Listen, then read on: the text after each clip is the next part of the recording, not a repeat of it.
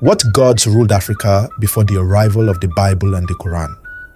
It's a question that most history books don't dare to ask, and yet it opens the door to a world that is as rich, powerful, and mysterious as the pyramids themselves. Long before Christianity and Islam spread across the continent, Africa was not a spiritual void waiting to be filled.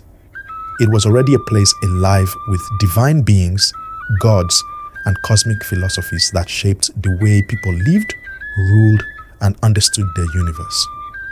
Who were these gods, and what stories did they carry? Why don't we hear about them in mainstream history lessons? And what ancient wisdom did they hold that still echoes today, often hidden beneath the surface of modern religions and cultural practices? These are the questions that take us deep into the forgotten spiritual roots of Africa, where myths were not just stories but living systems of knowledge, where gods were not distant figures in the sky, but powerful forces woven into the rhythm of everyday life. When most people think of African spirituality, they might imagine fragmented tribal practices or vague references to ancestor worship. But the truth is far more profound. Pre-Abrahamic Africa was a continent of vast pantheons, each region cultivating its own cosmology with complex hierarchies of gods, spirits, and ancestral powers. From the deserts of ancient Egypt to the forests of West Africa, from the savannas of the Ashanti kingdom to the deep-rooted traditions of the Zulu, the divine was everywhere. The people of Africa saw their gods in the rain that fed their crops, in the thunder that shook the skies, in the rivers that gave them life, and in the stars that mapped their destinies. To understand Africa before Islam and Christianity is to understand a civilization rooted in balance, community, and spiritual wisdom. The myths of these gods were not just tales, they were blueprints for life, guiding people in morality, justice, leadership, and survival. Yet much of this history has been buried under centuries of conquest, colonization, and conversion. What survives today are fragments, songs, proverbs, rituals, and whispered stories that point us back to a time when Africa's divine roots flourished in full glory. Africa before the arrival of Islam and Christianity was anything but godless. The idea that the continent was a blank canvas waiting for foreign religions to bring light is one of the most enduring misconceptions created by colonial narratives. In truth, Africa was already a deeply spiritual continent filled with complex systems of belief that shaped every aspect of life. Spirituality was not something confined to temples or sacred texts. It was the very fabric of existence. The divine was present in the soil that grew the harvest, in the ancestors who watched over the living, and in the stars that guided travelers across vast landscapes. At the heart of many African traditions was the oral transmission of knowledge. Stories, proverbs, songs, and rituals carried forward the wisdom of countless generations. These oral traditions were not primitive substitutes for written scripture. They were living libraries, constantly evolving and adapting, yet rooted in a deep respect for memory and community. Through these stories, people learned the origins of the world, the nature of the gods, and the moral lessons that governed human behavior.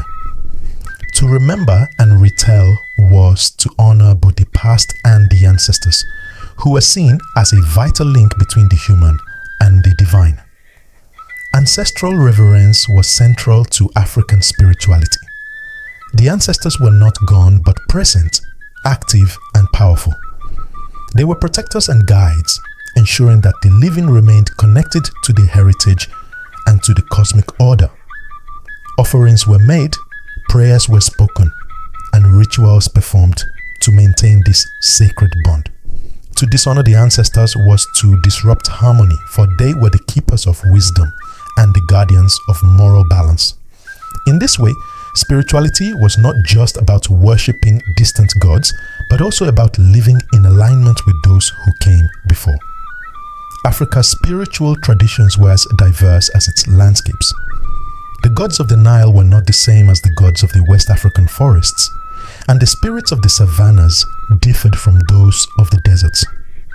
Yet across this diversity ran common threads: a belief in a higher creative force, a respect for natural elements as embodiments of divine power, and a conviction that life was a continuum, connecting the living, the dead, and the unborn. Together, these beliefs reveal a continent that was not spiritually empty, but spiritually overflowing, with a wealth of philosophies and cosmologies that continue to inspire and astonish to this day. When speaking of Africa's divine heritage, one of the most striking examples emerges from ancient Egypt. Here, gods were not just figures of mythology. They were the foundation of civilization, shaping politics, art, morality, and the very structure of society. At the heart of this pantheon was Ra, the sun god, the great creator who traveled across the sky each day and descended into the underworld each night, only to rise again. His daily journey was a reminder of life, death, and rebirth, a cycle that reflected the rhythms of human existence. Alongside Ra were Isis, Osiris, and Horus, deities whose stories carried profound lessons about loyalty, sacrifice, resurrection, and the eternal struggle between chaos and order. The principle of Ma'at held Egyptian spirituality together. Ma'at was not a goddess in the conventional sense, but the embodiment of truth, justice, and balance. To live in accordance with Ma'at was to live in harmony with the universe, respecting both the gods and one's fellow humans. Pharaohs claimed their legitimacy by upholding Ma'at, presenting themselves not only as political leaders but as spiritual guardians of cosmic order. This intertwining of religion and governance meant that Egyptian society viewed leadership itself as a sacred duty. The myths of Osiris and Isis reveal just how deeply these beliefs resonated. Osiris, murdered by his jealous brother Set, was brought back to life by Isis, his devoted wife, and together they conceived Horus, the falcon-headed god of kingship. Their story was more than a tale of betrayal and love. It symbolized resilience, renewal, and the hope of life after death. For ordinary Egyptians, this myth provided comfort and assurance that death was not an end, but a passage into another realm.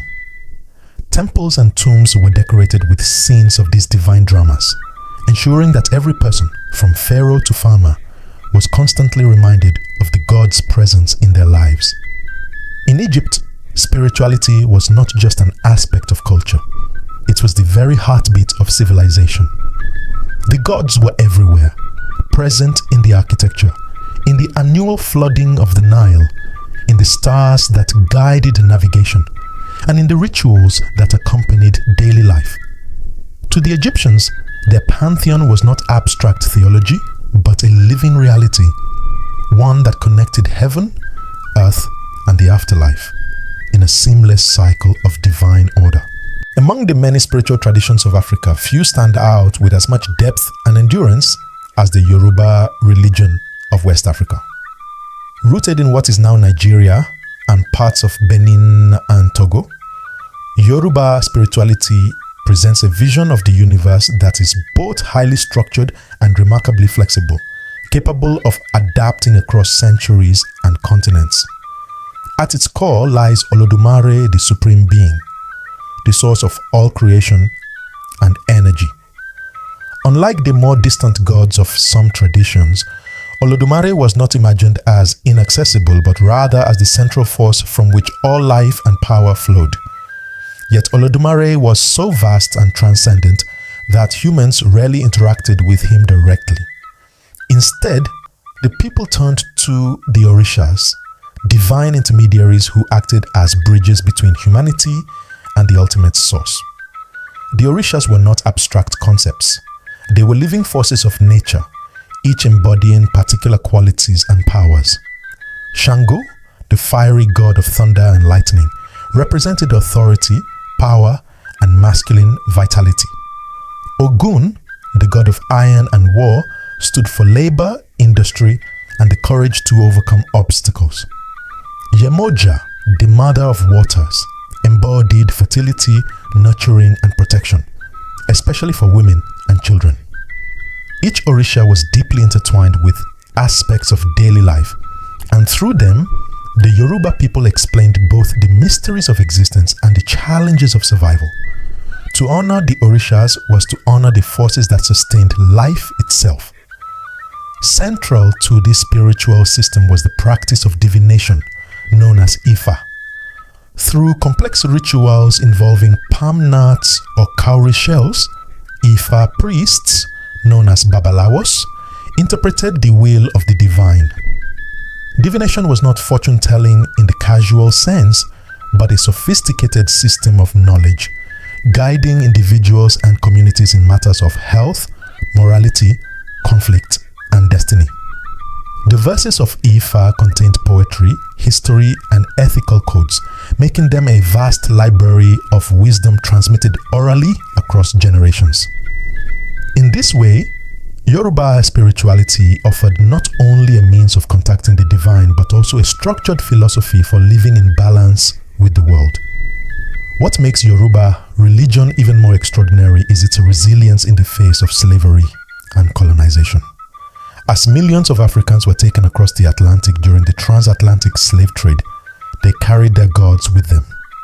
In the plantations of the Americas, where African identities were suppressed and Christian conversion was enforced, Yoruba spirituality did not vanish, it transformed.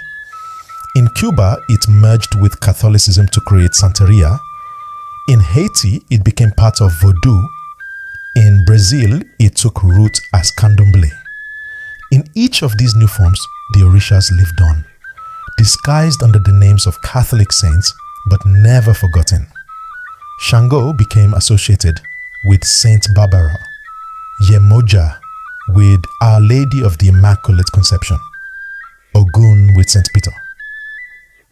Beneath this surface syncretism, the rituals, the drumming, the dances, and the offerings preserved the African heart.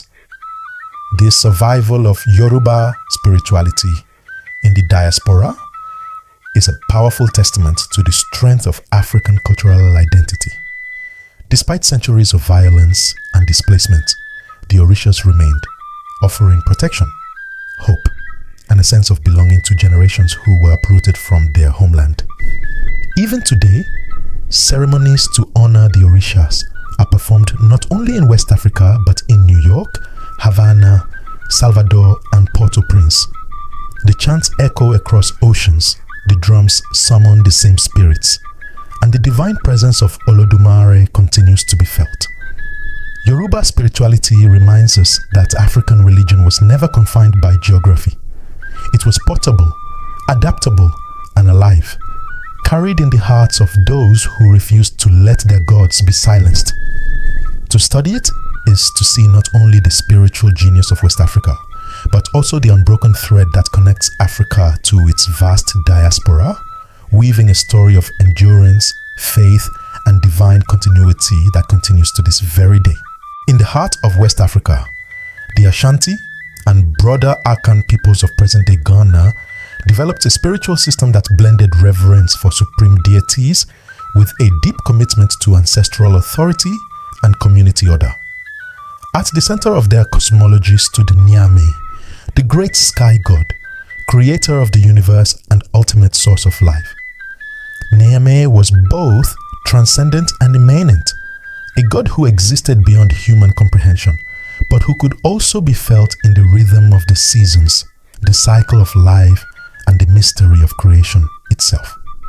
Beside Nyame was Asaseya, the goddess of the earth, who nurtured fertility, provided sustenance, and reminded people of the sacred bond between humanity and the land. Together, Nyame and Asaseya represented the harmony of sky and earth, creation and nourishment, spirit and soil. The role of the ancestors was equally profound. Among the Akan, the ancestors were not passive memories but living presences intimately tied to the well-being of the community. They were seen as moral guardians capable of blessing or punishing the living depending on how well traditions and values were upheld. Families maintained shrines where offerings were made to honor those who had passed on, and through ritual prayers, they sought guidance for decisions and protection from harm. To dishonor the ancestors was not just a personal failing, it was a disruption of the entire social order, for the ancestors were the bridge between Niame, Asaseya, and the living community. This spiritual framework also shaped political authority and kingship. The Ashanti king, known as the Asante Hain, was not viewed as merely a political figure but as a sacred ruler, whose legitimacy was grounded in spiritual approval. The golden stool, the most sacred symbol of Ashanti power, was believed to house the soul of the entire nation.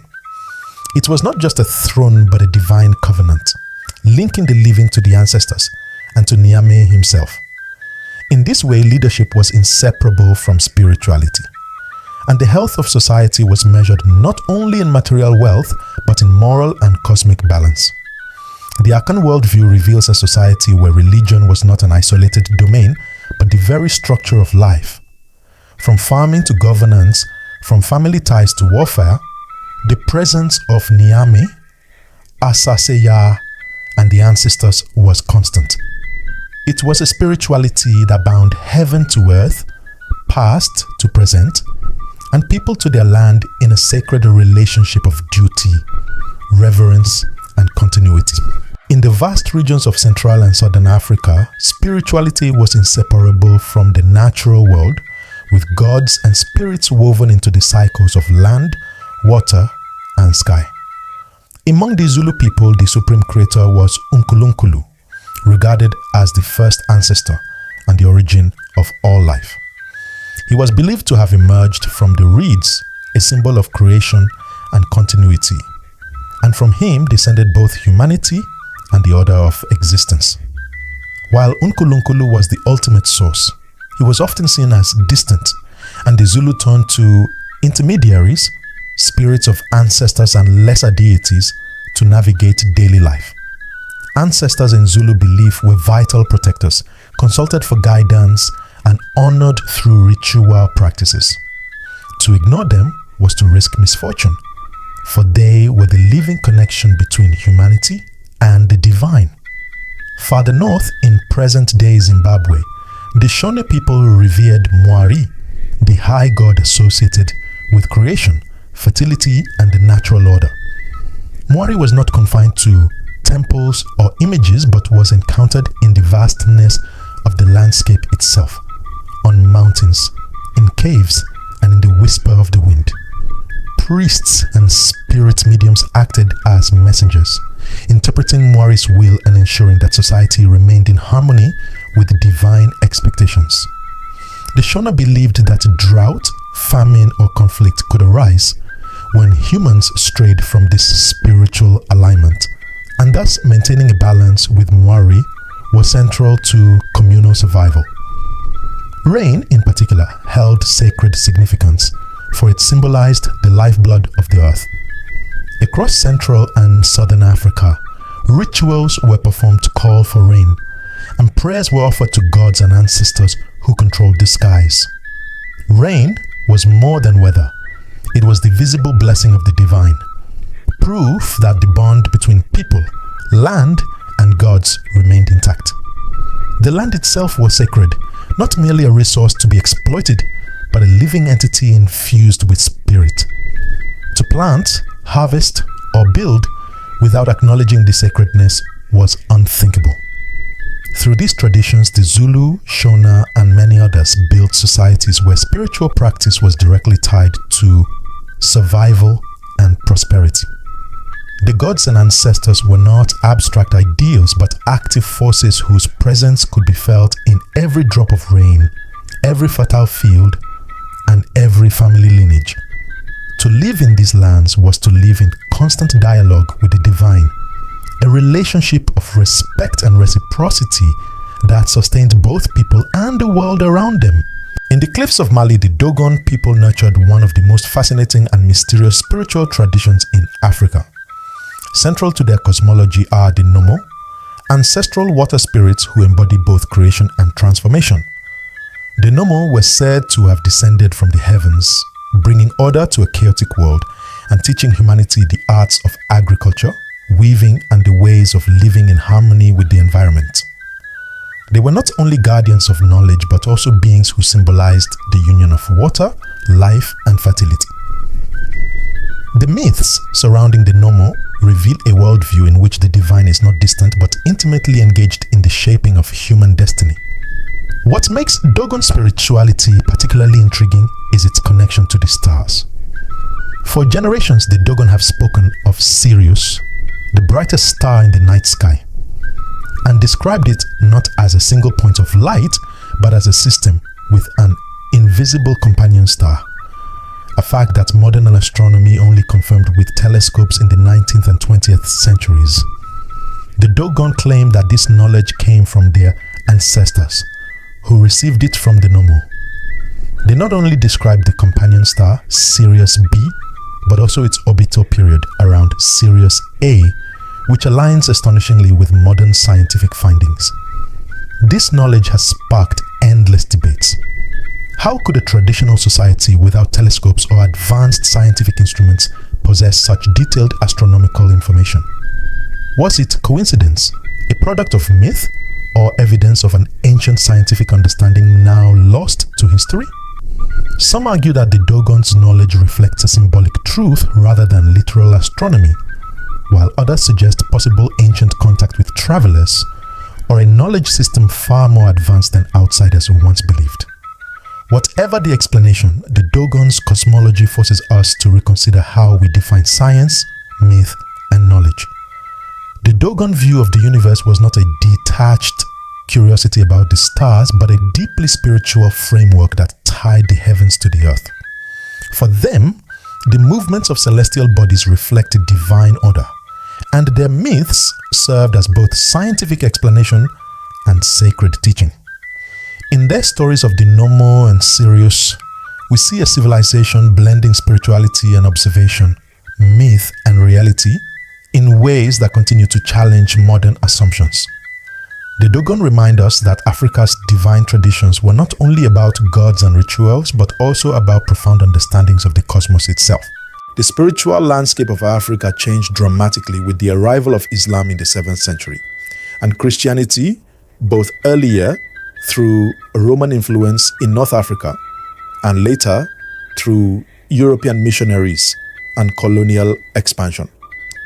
These new religions brought powerful new structures, written scriptures, and institutions that often positioned themselves in opposition to indigenous beliefs. What had once been seen as sacred traditions were increasingly labeled as superstition, idolatry, or even demonic practices. In many cases, African gods were cast as rivals to the new faiths, their worship suppressed through force, persuasion, or assimilation. Yet Africa's divine roots did not vanish so easily. Across the continent, communities found ways to adapt and preserve their traditions, even under the pressure of conversion. In some regions, indigenous beliefs merged with Islam and Christianity, creating syncretic systems that blended old and new. Rituals honoring ancestors might be performed alongside Islamic prayers, or the qualities of traditional gods were reimagined within the framework of saints and angels. The Yoruba Orishas, for example, found hidden survival in Catholic iconography, while among the Congo people, ancestral rituals continued beneath the surface of outward Christian practice. These adaptations were not simply compromises. They were acts of resilience, ensuring that Africa's gods and spirits lived on, even in disguise. Today, traces of these suppressed traditions remain woven into the fabric of African life. They appear in proverbs, dances, music, festivals, and rituals that retain echoes of pre-Abrahamic spirituality. Even when not openly acknowledged, the rhythm of drums, the invocation of ancestors, and the respect for natural forces continue to carry the memory of Africa's gods. Far from disappearing, these divine roots have endured, quietly shaping identity, culture, and faith in ways that reveal the strength of Africa's spiritual heritage. The gods of Africa were never just figures of myth. They were guardians of wisdom, balance, and cultural identity. They embodied the values of community, respect for nature, and the eternal link between past and present.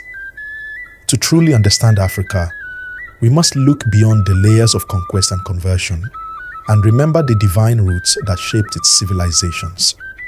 These stories are not relics of the past, but living reminders of resilience and spiritual depth. If you found this journey eye-opening, don't forget to subscribe, like, and share, because Africa's divine story deserves to be told.